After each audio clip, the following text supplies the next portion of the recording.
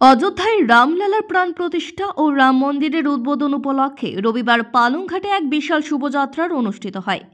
পালংঘাট বাজারবাসী ও সংঘের কর্মীদের উদ্যোগে আয়োজিত এই বিশাল শুভযাত্রা পালংঘাট বাজার থেকে শুরু হয়ে বিভিন্ন পথ পরিক্রমা করে। সুসজ্জিত ট্যাবলোতে রাম, লক্ষ্মণ, সীতা, হনুমান সাজেন কচিকাচারা। বিভিন্ন বয়সী পুরুষদের পাশাপাশি অগণিত মহিলারাও এই শোভাযাত্রায় সামিল হন। এ নিয়ে বক্তব্য রাখতে গিয়ে অল আসাম বেঙ্গলি ডেভেলপমেন্ট কাউন্সিলের চেয়ারম্যান তথা সংঘের কর্মী রূপম সাহা, কৃষ্ণ জীবন দেবনাথ, রাজীব দে, বিভাস রঞ্জন দেব, বিষ্ণু ভট্টাচার্য সহ অন্যান্যরা শত শত বছর প্রতীক্ষার পর রাম মন্দির নির্মাণ হওয়ায় খুশি ব্যক্ত করে প্রধানমন্ত্রী নরেন্দ্র মোদীকে অসংখ্য ধন্যবাদ দেন।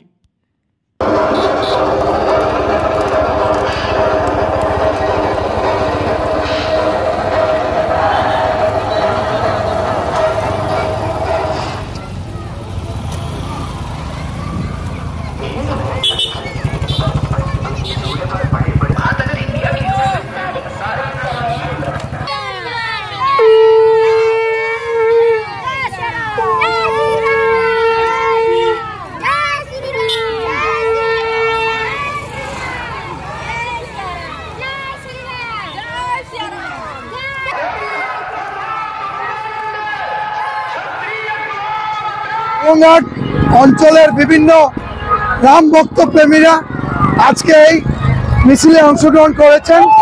আর এই মিছিল সকাল থেকে চলছে, প্রায় 2 কিলোমিটার এই মিছিল যাবে। প্রচুর ভক্তবৃন্দ এই মিছিলে উপস্থিত হয়েছেন। এখানে আমাদের বিশিষ্ট ব্যক্তিরাও হয়েছে উপস্থিত হয়েছেন।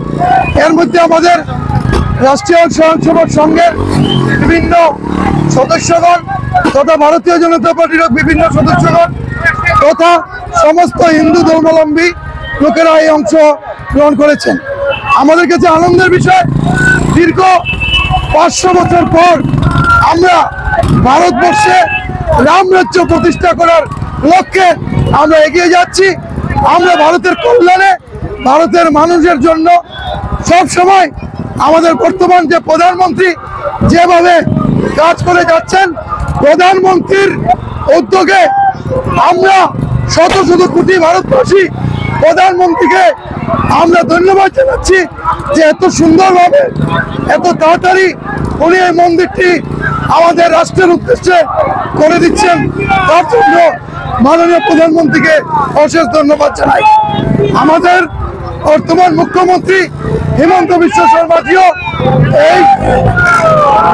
এই রাম রাজ্যের পক্ষে উনিও সম্মতি করেছেন এবং সবাই আজকের যে আগামীকাল আসাম সরকার যে ছুটি দিয়েছে এই ছুটির জন্য বর্তমান মুখ্যমন্ত্রী মহোদয়কে অশেষ ধন্যবাদ জানাই।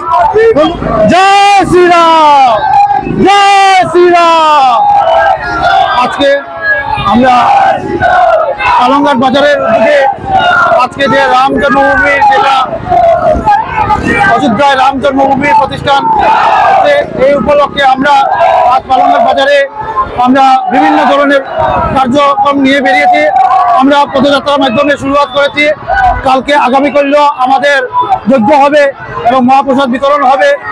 আমরা সবাইকে ধন্যবাদ জানাই। আমাদের ভারতের প্রধানমন্ত্রী, যশস্বী প্রধানমন্ত্রী নরেন্দ্র মোদীজিকে অনেক অনেক ধন্যবাদ জানাই এবং আমাদের যারা রাষ্ট্রীয় স্বয়ংসেবক সংঘের এবং বজরংদলের যারা স্বয়ংসেবকরা আছেন সবাইকে ধন্যবাদ জানিয়ে আমি সংক্ষিপ্ত বক্তব্য সমাপ্ত করছি। ধন্যবাদ। ভারত মাতা কি, ভারত মাতা কি। জয় শ্রীরাম, জয় শ্রীরাম। भारत माता की, भारत माता की, भारत माता की। जय जय माता, जय जय माता।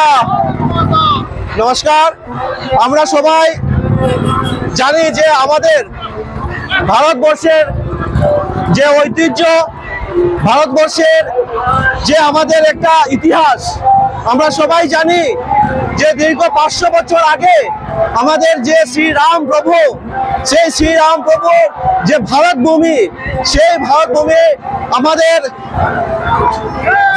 নরেন্দ্র মোদীজি নেতৃত্বে, ভারতবর্ষের যশস্বী প্রধানমন্ত্রীজির নেতৃত্বে দীর্ঘ 500 বছর অতিক্রম করে আজকের দিনে আমরা সবাই জানি অযোধ্যায় আগামীকালকে 22শে জানুয়ারি 2024 সনে আমাদের ভারতের যশস্বী প্রধানমন্ত্রী শ্রী নরেন্দ্র মোদীজির হাত ধরে যে সুন্দরভাবে যে রাম বৌদ্ধ মন্দিরের যে প্রাণ প্রতিষ্ঠা হবে, সেই প্রাণ প্রতিষ্ঠা আমরা সবাই আনন্দে উৎসাহিত আছি এবং আমরা সবাই ভারতবর্ষের যে বিভিন্ন এলাকা, ভারতবর্ষের যে আনাচে কানাচে সবাই আজকে রামলালার রূপে পরিণত হয়েছে।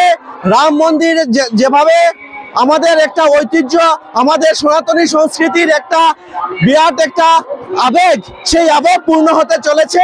তারই পরিপ্রেক্ষিতে আজকে আমরা পালংঘাট বাজারবাসীর তরফ থেকে আমরা একটা বিরাট শোভাযাত্রা বের করা হয়েছে এবং বর্তমানে আমাদের যে সার্বজনীন রক্ষা কালীবাড়ি মন্দির, সেখানে রামচরিত পাঠ কন্টিনিউয়াস চলছে। আজকে সকাল 10টা থেকে আরম্ভ হয়েছে, সেটা সমস্ত দিন, আজকে রাত্র এবং কালকে একটা হাওয়ান হবে, মহাযজ্ঞ হবে।